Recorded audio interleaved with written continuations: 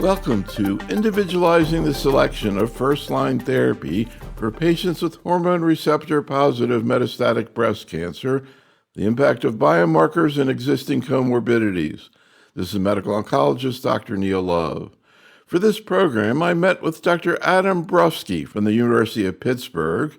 In addition to this interview, there's also a corresponding video program featuring Dr. Brufsky's slide presentation. To begin, Dr. Brufsky presents the case of a 51-year-old woman with ER-positive, HER2-low de novo metastatic breast cancer.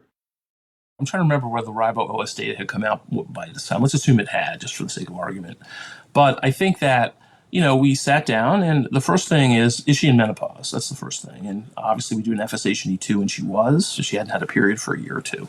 So because that's the decision you have to make whether to give an LHRH agonist to oophorectomy. So you have to make the decision first. So we took that out of the way. Now, back then, this is from a couple of years ago, we did not have PI3 kinase inhibitors. We didn't have the results from MANOVA yet.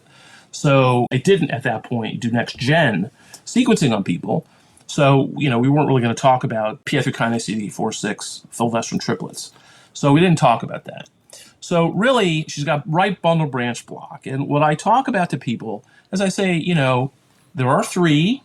And the big thing is difference in side effects. One may have a little bit more white count issues, and you may have a little bit more infection, say with Ribo and Palbo. Ribo in particular has the LFT issues that we have to worry about, but it's a little easier to give because you can dose adjust it. You get 3 pills in a pack. You can take 2 or 1 if you have to. With Palbo, you got to actually order a whole new set if you have to go down. So I talk about that with people. With Abema, the big talk is around GI toxicity and the occasional DVTs. That's kind of how I usually talk to people about that. And we sat down and talk about it. And I think that generally, the big things that concern people, obviously, if they have a heart issue, they're very concerned about Ribo. If they have some sort of GI issue, maybe irritable bowel syndrome or diarrhea from some other reason, they don't like the Abema. They say no to Abema. And so, with Palbo, the problem is just remembering to take it. It's always like you have to remember that 3 weeks on, 1 week off. People don't like that much. And they don't like having to kind of have to order a whole other set of pills. Like, they come in and say, they've ordered my pills, my 125s have come in, but now you're putting me on 100. What am I going to do with it? I just had a copay of $200. What am I going to do with this? Usually they bring it in and donate it. So all three have issues with this. In this particular case, we decided to do palbociclib and letrozole for this lady. And she's done very well. I think she's still on it. I have a lot of people who were on it who were on the initial study. She wasn't one of them, but she still remains on it, is doing pretty well with this, with kind of stable disease a couple years later. So that's kind of how I make this decision up front, at least how I made it. Now, in a new era, now the question is we're going to actually do next gen probably on her biopsy, and we're going to probably make decisions about PI3 kinase inhibitors with Palbo and maybe fulvestrant. Although she really wouldn't qualify. I don't think de novo patients were allowed in a Nova 120. So, if, she had relapsed, maybe we would do that. But in this case, I still probably would give her an AI and a CDK4/6. And again, the choice of CDK4/6 should not be a dogmatic choice. I think it's really important to understand here that, you can choose it based on the clinical profile of the patient and what her particular kind of side effect issues are going to be. And I think that's kind of how I make those decisions. So I guess what I'm really curious about, particularly given all the real-world data you were presenting there, particularly related to Palbo, is what you would say to a patient, again, who's interested in being part of the decision in terms of relative efficacy of the three. Because, even though you made a very elegant, scientific argument for the fact that it's pretty hard to distinguish it, I don't think anybody could argue with that. I would wonder whether or not you would think it would be appropriate to say to a patient, these are very similar drugs. In a lot of ways, their outcomes seem very similar. But there are some suggestions that maybe ribociclib might be a little bit more effective. Even Abema may be a little bit more effective than Palbo.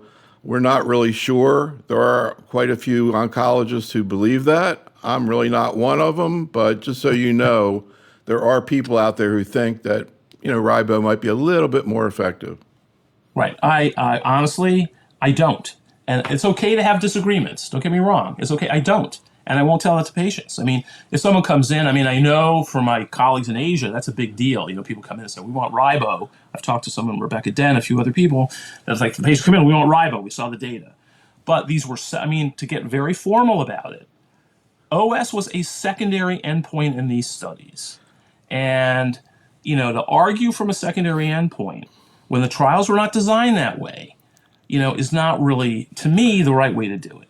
And the one thing that clearly is different is the adjuvant setting. No one can explain that. I think clearly abema and ribo have benefit in the adjuvant setting where palbo doesn't. The trials clearly show that.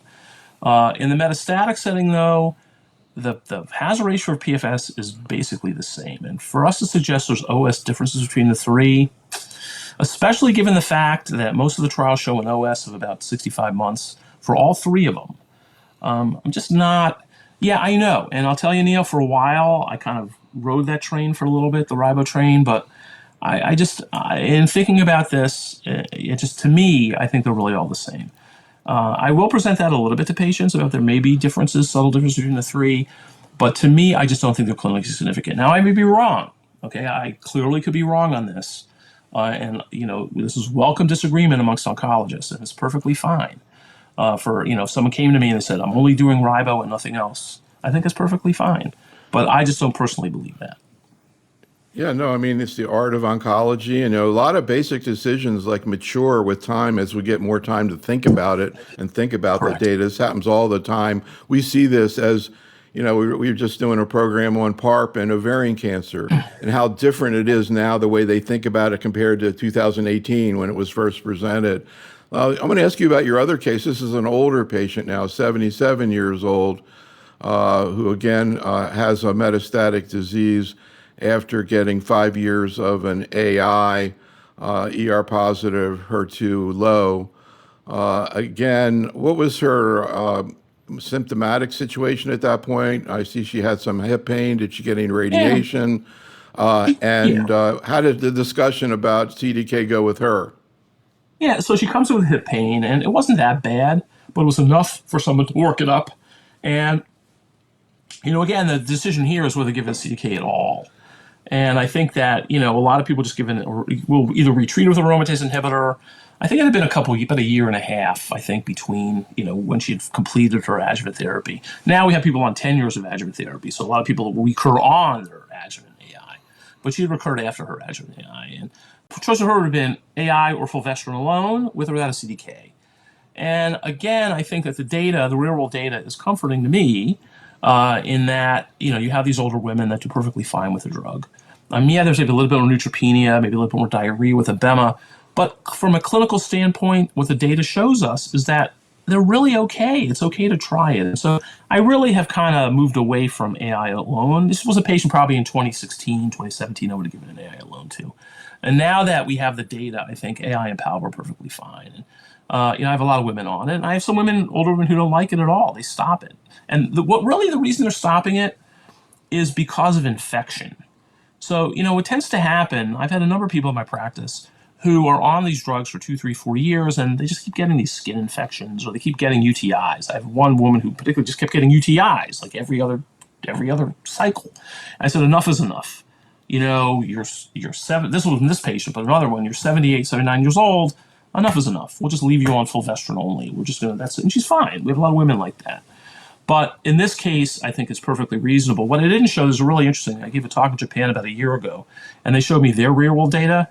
They have data with palbo with a median age of 84 in their trial. So these are really old people who are getting CDK4/6 inhibitors. And I think that that's perfect. You know, you got to balance everything. I think that in the case of CDK4/6, you know, you have competing causes of mortality when people get into their 70, 75, 80, 85 years old, you know, and is it worth it?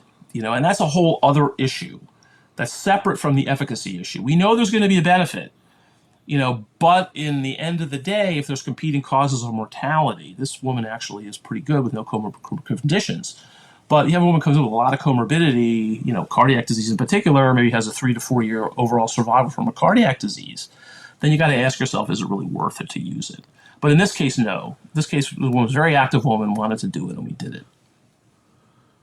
Incidentally, correction, I wouldn't call 84 very old. I call 90, 95 very old, but that's just my Fair enough. personal Okay, Neil, that's right. thoughts. I'm not going to be ageist. Anyhow, we want to get into this survey that we did.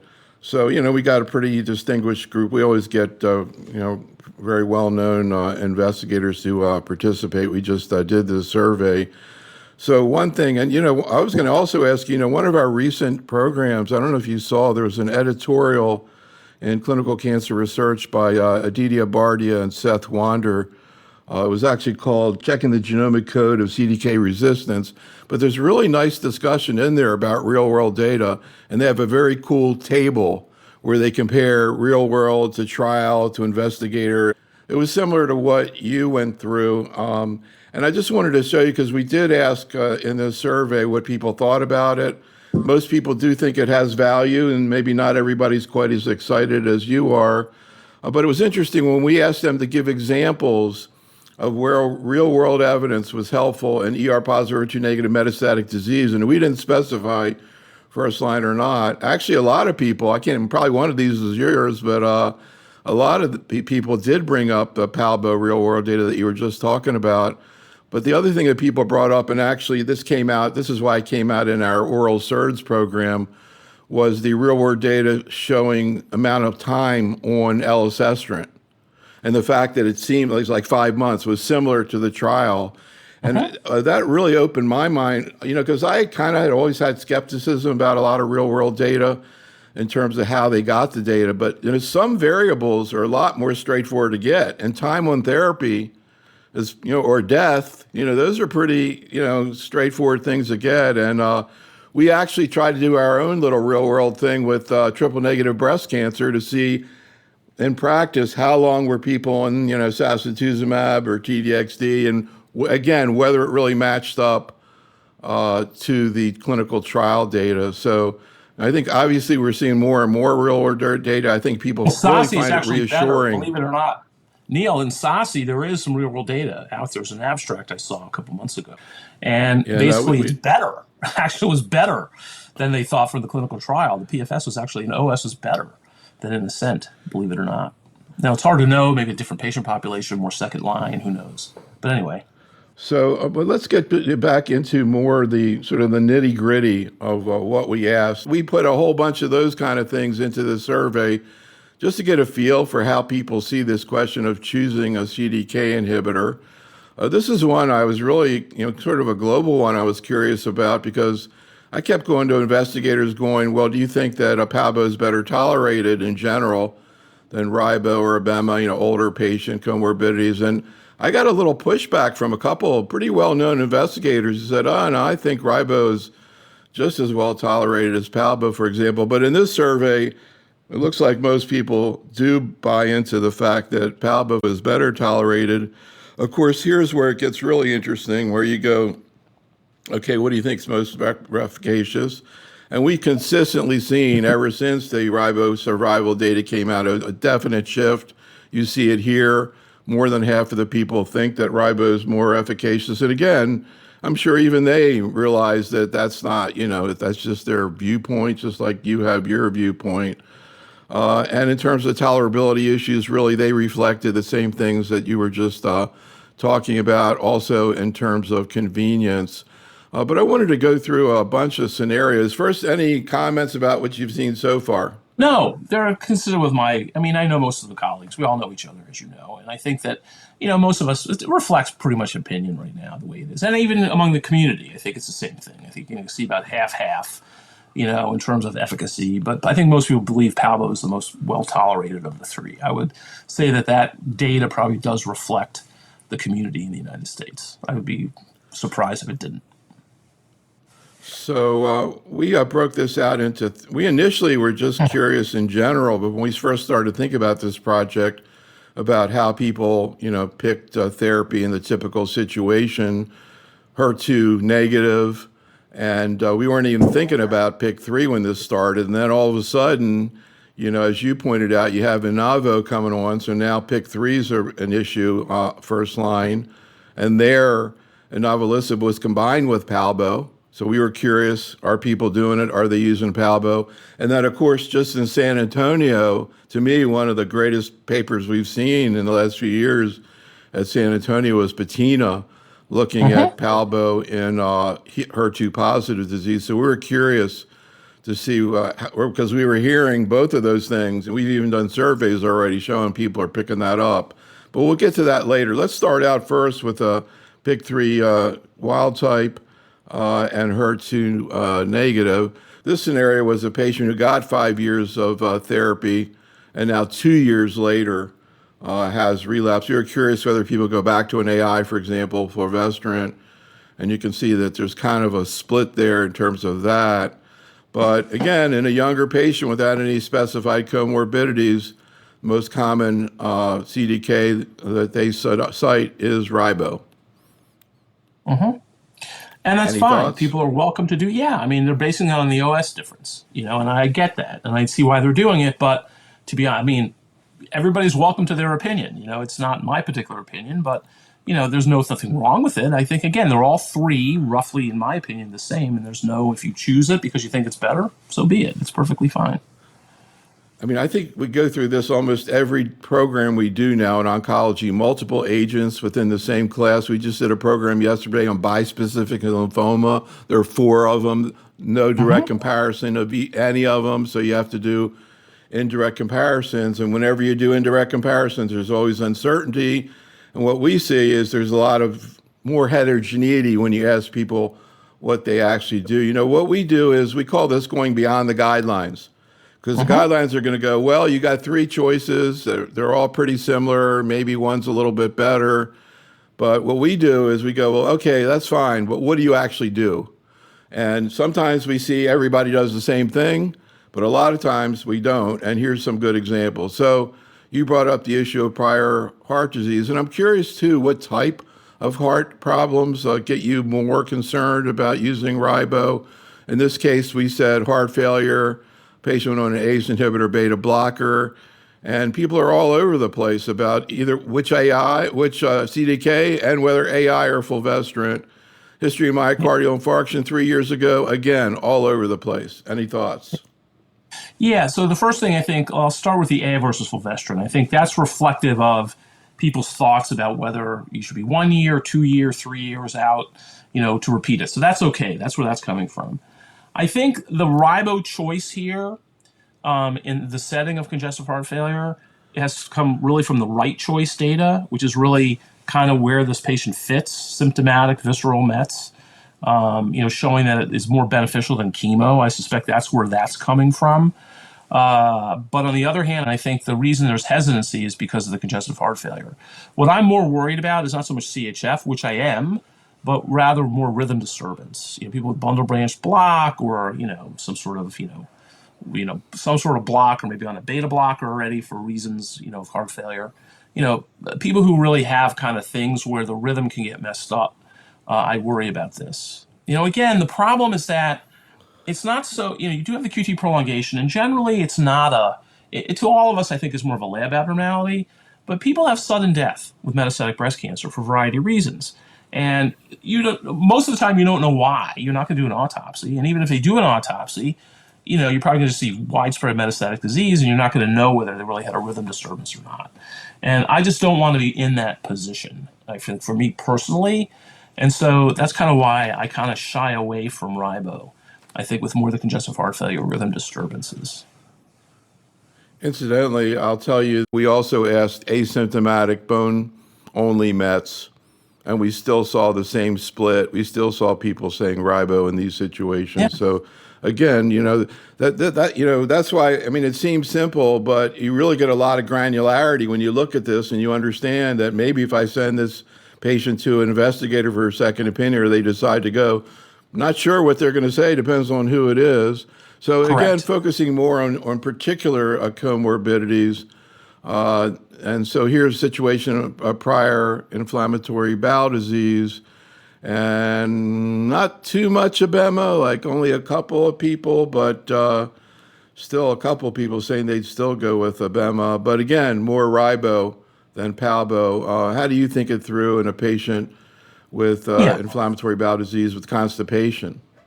Right. So again, this is the same thing. The first thing is that, it's the 2 years, so that's kind of reflective of the AI versus fulvestrant. I think that there is less abema here, mainly because of the GI toxicity. I think that there's probably more ribo, again, reflective of not so much the OS benefit, but rather the right choice data because the patient has symptomatic liver mets. I think that's where we have the data, and I think that's why people are saying that. I think that's where that's coming from. But that's kind of the reason, you see that. I think that, again, ribo compared to abema, as we showed, has less diarrhea in that meta-analysis. So I think it's totally reasonable to do ribo in this setting. I personally, again, think they're all the same. For me, it doesn't matter, but I have no problem with that. So systemic lupus with asymptomatic neutropenia, and the most common answer now is abema. Any thoughts? Yeah. Yeah, it's interesting because there's even more subtlety to this than this. But the other two have neutropenia. And so, obviously you want something that has the least neutropenia. And it's not a problem to give abema. I think, the issue, though, with abema is that we've noticed that when we give it with checkpoint inhibitors, you get pneumonitis. So abema has some sort of weird immune things going on with it. And even though we don't know right now, we're totally blind, this is all total speculation, I'm a little concerned about abema in people with, underlying, autoimmune disease. I got to tell you. I know I haven't. I'm trying to think in my mind if I've never given abema to those patients. I usually give them palbo, but I think it's an interesting question because I am concerned about the pneumonitis that you get from the combo when you give a checkpoint inhibitor. So something's going on there that we don't quite understand. But nonetheless, I can totally understand why abema is being used here. So we also presented a scenario where the patient had multiple comorbidities, difficulty managing polypharmacy. And here now we see a bunch of people saying maybe they wouldn't use a CDK inhibitor, but those who do either palbo or ribo. I'm sure this may vary a lot based on the patient's performance status, et cetera. But I guess it gets into the issue of a patient with non-urgent disease, although this patient scenario did say liver mets, that you could say, hey, we'll hold off on the CDK and, treat later on. Yeah, Is I that think what you typically do? Sometimes, yeah. And I think in this case, you can give her fulvestrant and see what happens for a bit. But this is someone who may get an ADC. She may get an ADC. I mean, she may get TDXT. I think because that has less neutropenia, number one. But you'll get a sense of how rapidly her visceral mets progress or not.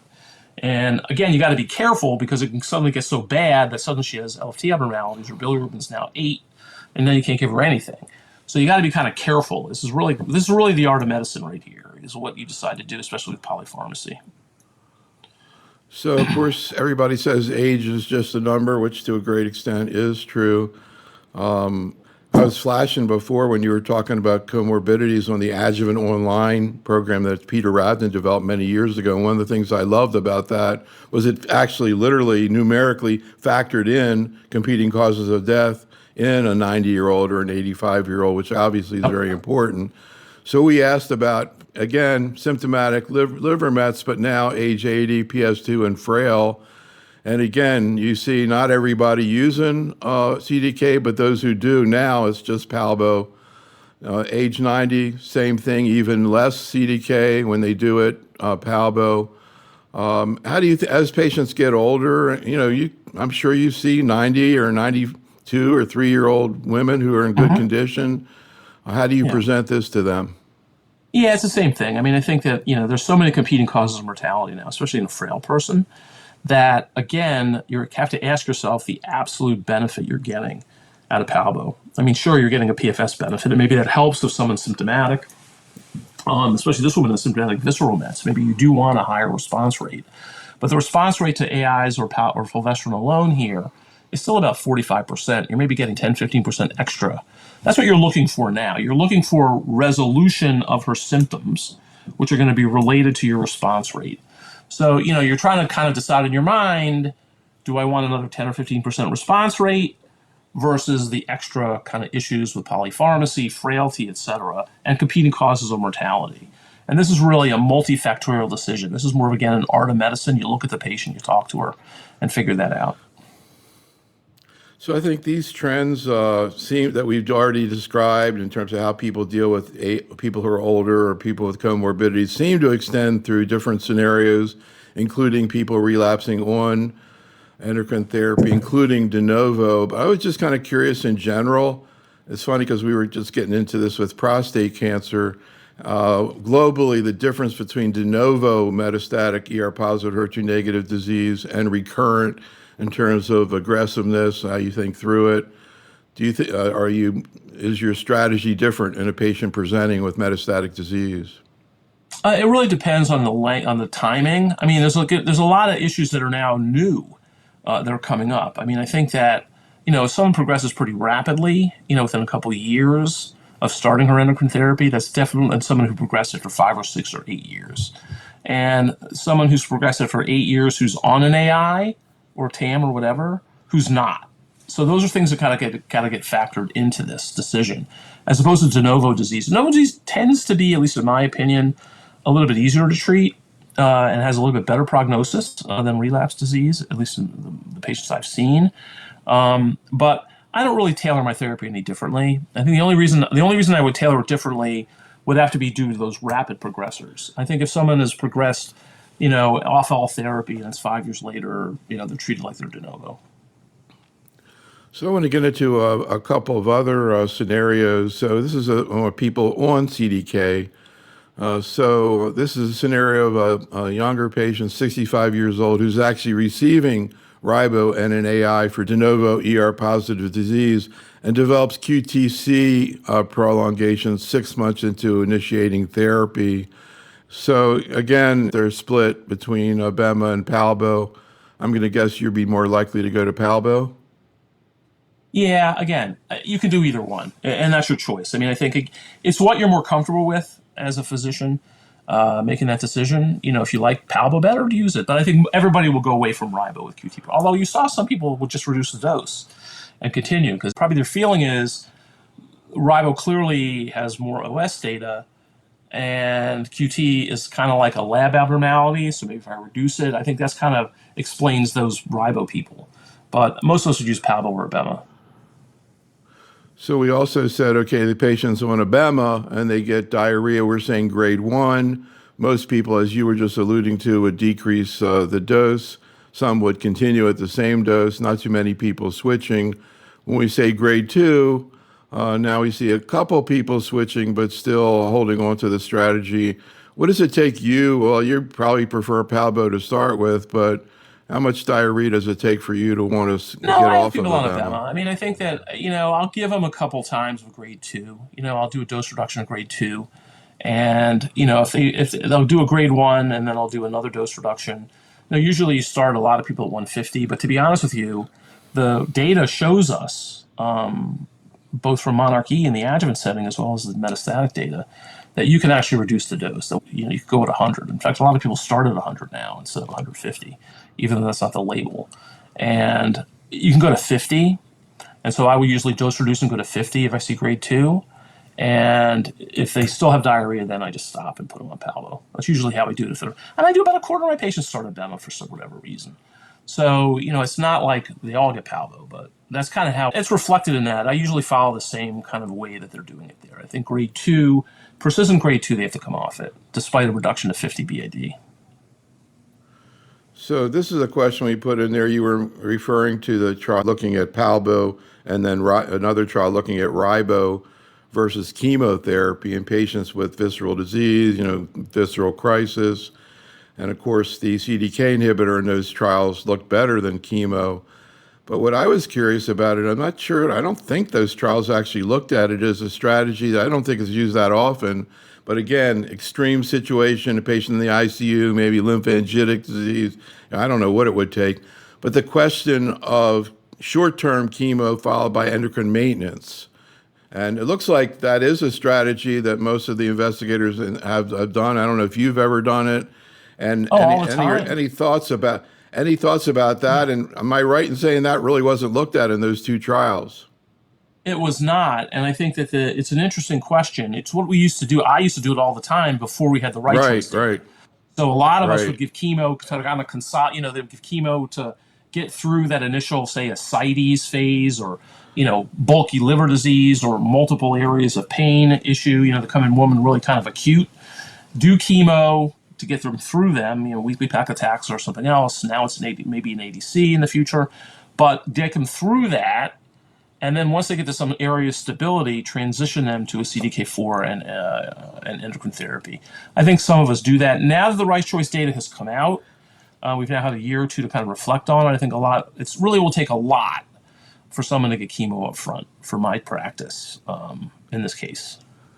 So I want to move on now and talk about, again, a couple of issues that I didn't really think about when we first started playing this because the data hadn't come out. And one is what you referred to now, the triplet, the Inavo study, looking at inavolisib with palbo and fulvestrant in patients who are endocrine resistant. So in the trial, they had to either be on endocrine therapy or been within a year of endocrine therapy.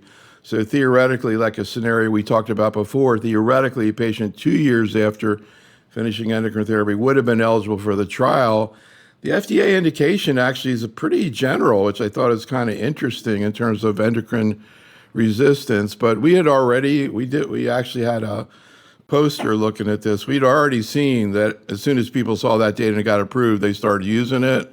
So we presented a bunch of scenarios. Not every single person is doing it, maybe more likely if you have symptomatic liver mets, but even with asymptomatic bone mets, the triplet is clearly the favorite approach. And also in patients, the previous scenario, the patient was on 5 years of therapy and then 1 year later developed mets, so that would have fit into the trial. We also said, okay, they're on 2 years of adjuvant AI when they relapse. They clearly would have fit in the trial. And now almost everybody says the triplet. But this is the thing I kind of didn't even appreciate it the first time I saw the data. You think about endocrine resistance, but if they're de novo, they can't be endocrine resistant. So obviously Correct. they weren't in the trial, as you alerted to before. But we were kind of curious, would they still do it? And actually, there are several, particularly if we say, symptomatic liver mets, you have a fair number of people saying that the triplet, when we say, okay, they're asymptomatic bone mets, now almost nobody says it. But kind of an interesting, I interviewed Kamal Javari. I forgot to ask her about this. She was talking about, okay, maybe go beyond 1 year into 2, 3, or whatever. But I didn't even think about de novo. So what do you do with de novo? Great question. I think, remember, the de novo patients in Right Choice, I think, had a PFS benefit, of 2 years, if I'm not mistaken. And there was probably a third of those patients were PI3 kinase mutated. And what I'd love to know, and this is actually probably needs to be done, is go back to Right Choice and see how many people were PI3 kinase mutated in that trial and how they did. And if they did substantially worse, then I think that makes the case for inavolisib. And that's kind of a sub-analysis. Obviously, it's a post-hoc sub-analysis of Right Choice, but I'd love to know that analysis, how the PI3 kinase patients did. I just don't remember anybody doing that. And if you show that they definitely did worse on ribo and AI with the visceral mets, then I think there was a case to be made for the triplet, even though we don't have data. Yes. Well, one thing that I don't see on these answers is Inavo plus either ribo or abema. So, people Correct. usually stick with, I'm sure they picked palbo because they thought it was better tolerated. They're adding in a new drug. But at least the investigators in general are kind of, if they're going to do Inavo or using palbo. So it's kind of interesting that now one of the ways palbo is sort of coming back is through the pick 3 route, because we're seeing like everybody wanting to do this triplet. And then, of course, the other thing that just happened was HER2 positive, which I've always been fascinated about triple positive disease. I always loved like the neratinib data and why they saw greater benefit in the ER positive and all. But anyhow, so we, have been hearing that people are kind of ready to use palbo already just by seeing the data presented at San Antonio. So we presented a 6-year-old patient who gets TCHB and responds, and now they're about to go on maintenance, probably with trastuzumab, pertuzumab. And the question is, would you add hormone therapy? But most importantly, would you add palbo or would you add a CDK? And now almost everybody's saying CDK for HER2 positive age 65. But again, we push up to make it age 80 PS2, and people aren't as aggressive. Anyhow, any thoughts in general about HER2 positive disease and CDK in Yeah. general, and even Yeah. endocrine therapy in general, which I feel like hasn't been talked enough about over the years? Well, the thing is that, again, there are multiple pathways that are being affected here, and breast cancer is heterogeneous. The one thing, I grew up in the prostate cancer world, actually, before I became a breast cancer doc. And the one thing about prostate cancer is he's always continued the hormonal therapy, right? Even if you became castrate resistant, right? You always either have, if you had an orchiectomy, you continue your LHRH. And because I think it's only 30 or 40% of the disease that actually is the problem. You're still treating the other 60% of the disease, the heterogeneous disease, with your endocrine therapy. And there's no reason to think breast cancer isn't the same way. So I really think that it's important to hit as many of these pathways as you can within reason. I think Palbo-A naturally was a great idea. I mean, I think, it builds off some of the data from Pertain, which was an AI being added to HP in triple-positive disease, and it was the natural extension. And you can't argue. I think the PFS was like 45 months or something like that, 44 months. You can't argue with that. It's pretty good. Now, the real question is going to be when DB09 comes out. And DB09, as you know, is going to be TDXD compared to THP. And it's continued DXD until progression. So someone comes into triple positive disease, what do? You're going to maybe add I guess you're adding an AI to DXD, but can you add Palbo to DXD? There's no data whatsoever. And I think it's going to be a really interesting dilemma that we're going to face, especially if DB09 really comes out with a dramatic PFS benefit in the first line. What are we going to do? Stop the DXD after a year or something, or maximal response, and then give them Palbo and an AI and HP? I don't know what people are going to do. But what they're going to do is probably not going to be based on clinical trial data, because we don't have any yet.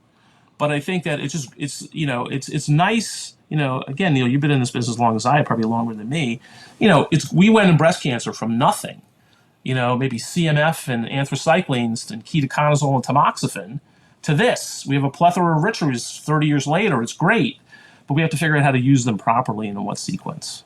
But it's great to have it. So I like to joke that Las Vegas is no longer taking a wagering on DB09 because everybody is completely expecting TDXD to blow it away. But again, I mean, how long could you give TDXD? I mean, I think people are going to stop it. Fatigue is the big one. When I have people on long term, that seems to be what happens, is a fatigue. Obviously you got the ILD that can happen at any time. And the nausea, usually with olanzapine, I think we can control the nausea, maybe dose reduction. But I think the real issue is fatigue. You get people who just are tired of it after a year or two. They just are not. They just listen, Dr. Brufsky, got to stop. This is our way of figuring out whether something's practice changing. I mean, when you think about it, this is right after the data was presented, within a couple of months. And already more than half of the investigators have already given Palbo to HER2 positive patient, and all the rest of them say they're just waiting for the right patient. And speaking of that, I mean, I would assume that people are going to be more interested in doing this, and the higher the risk the patient. Yeah, I think in the metastatic disease, yes. In the adjuvant, people starting to think about this in the adjuvant setting. I wouldn't do it. I don't think it's going to be approved in the adjuvant setting. The issue here is, and this is a practical issue, is that insurers, they've just been sensitized. If they see HER2, they refuse to pay for the CDK. Because what I would be doing if someone's exhausted all their HER2-based therapy, and now they're like, fifth, sixth line, I would try to do a CDK in them, because these are people, this is before the patina data came out. And I would get refused. They would say no. They say, you've got to stop the HER2 in this patient. I can't let you give both. So it's interesting what's going to happen in the community and how the payers are going to react to this. And it may be local based on your particular payer and your payer mix, what they're going to allow. So I want to conclude with another kind of version of how we look at real world data. And what we did was we went to three general medical oncologists that we work with all the time. They review our data, they present cases, pretty smart general medical oncologists. and we said, give us some patients where you actually use Palbo as your first CDK. And then, so we're going to get a second opinion here. I mean, on these are real cases from practice. All right, 62-year-old woman, history of IBD with diarrhea, uncontrolled AFib, receiving amiodarone, and presents with ER-positive metastatic disease, HER2 is low with lung mets. How would you think through endocrine therapy? In this case, the most common answer was Palbo and an AI. Yeah, that's how I would think through it. I mean, I think that here's somebody who has IBD, so abema is kind of, I'm not really too happy about abema because of GI tox. AFib, I'm not too happy about ribo because of the potential for QT prolongation. And so Palbo and AI would be my choice. I would agree with the majority of the people in this. Here's another real case. And it's interesting when you get into the real world how many times you see multiple comorbidities, not just one, even in younger patients like this 66-year-old woman who had 5 years of adjuvant letrozole. 2 years after finishing the letrozole, she's found to have asymptomatic pulmonary nodules. On biopsy is a recurrence. She is receiving 2 medications to manage her mental illness, and one of them is known to cause QT interval prolongation. So it sounds like asymptomatic metastatic disease to the lung in a 66-year-old, but on a psychiatric medication. Most people say abema here. Any thoughts? Yeah, I don't have a problem with abema. I think abema, the reason people are choosing abema because the idea that somehow it's better for visceral disease than Palbo. I don't think I would choose ribo. I think the reason they're choosing abema is because of that data that supposedly it's better. I don't think it's any better, but the bottom line is that I think either Palbo or abema is fine. Ribo, probably no. 66-year-old one with history of extensive coronary disease, receiving multiple medications, gets adjuvant chemo, radiation therapy, 5 years of anastrozole, and then 3 years later, after finishing hormonal therapy, again, multiple bone mets as well as lung mets that are biopsy positive. How would you think it through? And is this a patient, incidentally, for the patient with PIK3 positive, would you give the triplet knowing that it was 3 years after finishing hormonal therapy? I probably would hold off on the triplet and give it sequential because, again, I think that I really want the people who have rapid progression, the more rapid progressors. You know, I put people into buckets, you know, like really rapid, like 6 months, medium, you know, which is like probably a year to 3 years, and then, you know, way out there, like 3 to 7 years or something. So, you know, I put her probably into that intermediate to long-term bucket. I like Palbo and AI, again, because she does have left bundle branch block. I'm kind of a little concerned about ribo here. And so I think my own bias, I think, would be for just the Palbo and AI. So here's an interesting one. 44-year-old premenopausal woman, ER-positive, HER2-negative IDC, gets neoadjuvant chemo, then mastectomy, bilateral salpingo oophorectomy, followed by adjuvant letrozole with abema for 2 years. So 1 year after completing the abema, she's found to have liver mets, biopsy proven. And this is a real case from practice, both ESR1 and PIK3 positive. And here, actually, the most common choice was the triplet. Yeah, it's a great question. We don't have data for this yet. And I think that I could be going with capi fulvestrant or an inavolisib, palbo fulvestrant. I'm okay with it. I don't expect a huge benefit from palbo only a year after receiving adjuvant abema, but I understand why the triplet would be given. I have no problem with it. And capi fulvestrant. I think the theme here is a PI3 kinase inhibitor. You really treat this person almost as a second-line patient. And I think that's the theme here, and I don't have a problem with either one. I think they're both reasonable. So you said that you had a prior interest in prostate cancer. I don't know if you're aware of the fact that there's a press release out there. There's a positive phase 3 trial in de novo metastatic prostate cancer with capi. Really? We don't have the data. Yes. And we're actually doing, so we're doing a symposium at the AUA meeting for urologists on AKT inhibition. Okay, so we don't Wow. know again the magnitude of the benefit, but I mean, the hazard rates in breast cancer of pick three, and are pretty good. They're less than zero point 0.5, and who knows what they're going to see here. But the thing that I think is incredible is the day this data is presented. If it is really positive and practice changing, then the urologists are going to have to learn how to use CAPI if they want to treat these patients. And that's I not got to going learn how to to, manage that's not going to, diabetes. I mean, well, guess what? It was with abiraterone and prednisone. Wow, on top of it. So yeah, I mean, you On got top, prednisone with yes. a drug that induces Uh, diabetes. It's kind of like yeah. that's going to be tough. It's a tough I management just did situation, and they're in the OR a lot. And the thing is, who's going to manage their patients? You're in the OR, and you get a call. The glucose is 100 and is I know, 300. What are you going to right. do? I'm dying to see the data. Bringing this back to breast, I'll tell you, a triple negative patient that has AR, there's this whole luminal AR triple negative that has a PI3 kinase mutation. I suspect that this will kind of encourage trials in that space if we can do it. If we haven't done them already, I think someone's trying to do it. But I think I'm really curious to see that now, especially if this AR positive prostate cancer, CAPI is really working. I think it's great. Yeah, I can't wait to see it. Okay, here's another real world case. This is a real case from practice. And I guess you could say this is a little challenging. So, 63-year-old woman who has recurrent disease of the lung, bone, and liver after 6 years of receiving adjuvant letrozole. And again, ESR1 and PIK3. We get into this in the second line setting too. What do you do with ESR1, PIK3? Some people use elacestrant or SERD, others use CAPI. Again, we didn't make this up. This is for real. And the patient's hemoglobin A1C was 8.5%. So 8 different choices here, but how do you think this went through?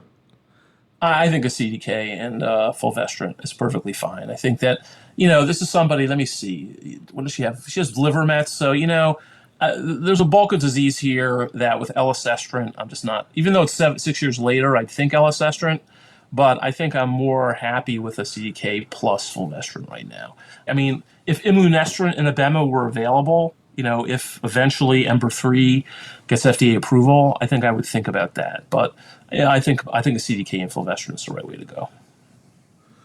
So here's another patina real world answer from the faculty, but this is a real case. A 54-year-old woman, metastatic disease to the lung and liver, who presents, so she has de novo metastatic disease, her HER2 positive, gets chemo and trastuzumab, good partial response. The question is, what's maintenance? Almost everybody says trastuzumab, pertuzumab, and palbo. A couple of people say just trastuzumab without pertuzumab. Maybe people got discouraged about using pertuzumab. Again, any thoughts to you? Sometimes not use Yeah, I mean it's pertuzumab, the same thing. I incidentally? mean I think that I'm the same way. I would give the TP plus palbociclib endocrine therapy. I think it's not hard to give, especially if you're going to give it like Phesgo. You're going to give the sub-Q Right. dose. I think it's an easy regimen to kind of give people. It's expensive, but it's an easy regimen to give people. I'm there. So, anything you want to add? Any thoughts that popped into your head as we were talking about this? And any things you see, docs, and I'm sure you see tons of second opinions of people managed by other doctors. Anything you see people doing that you wouldn't do, or you think your investigator colleagues wouldn't do? Any sort of misperceptions, again, about first line therapy of ER positive metastatic disease?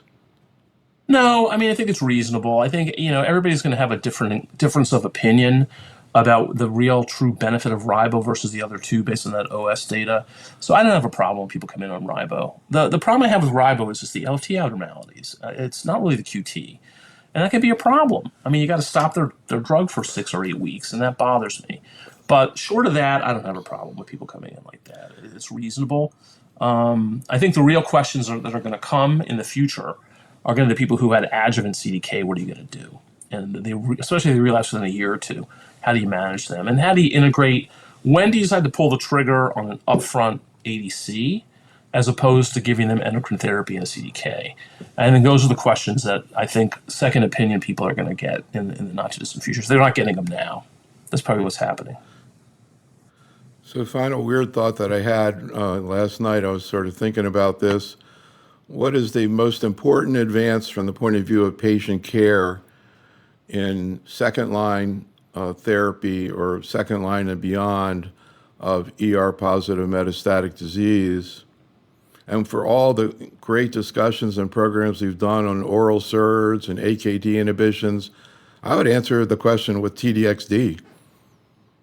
Yeah, but again, TDXD only has 10-month median PFS. So I think that we have a plethora of things to do. And what we really need, we need guidance. This is an area crying out for biomarkers.